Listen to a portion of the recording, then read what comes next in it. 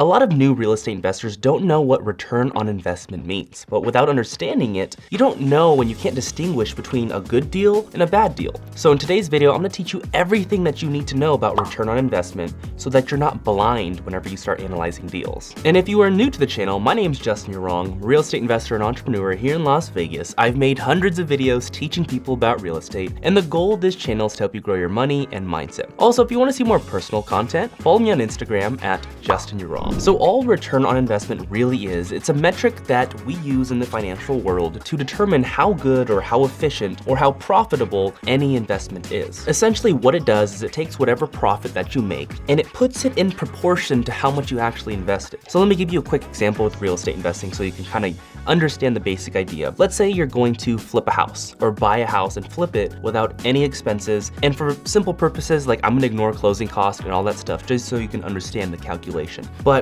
let's just say you buy a house for $100,000 and no closing costs, whatever, for this example. Buy a house for $100,000, you put $0 into it to repair, but you resell it instantly for $150,000. So that's a $50,000 profit, assuming no other expenses, which we are assuming that for this example. So you make $50,000. Most people, most real estate investors will just see $50,000 profit. Sweet, that's all they need to know. But they don't really know what their return is. And when I say return, I mean, yeah, the profit might be good, but what's the profit in proportion to how much money you bought it for? So what's the $50,000 in proportion to the $100,000 that you bought it for? That's what return on investment does. It puts it in some type of proportion. And it's extremely important to know because if you don't understand return on investment, you can't really distinguish what a really good deal is versus what a really bad deal is. Now, let me use that same example to kind of illustrate that. So you take a $100,000 property that you're buying, you sell it for $150,000. On this deal, you can make $50K. So $50K is a profit, and that's just one example. Second example, we have a home that you're buying for $200,000, and then you're also reselling for $250,000. So same $50,000 profit. Now you see $50,000 profit here, $50,000 profit here. Which one is better?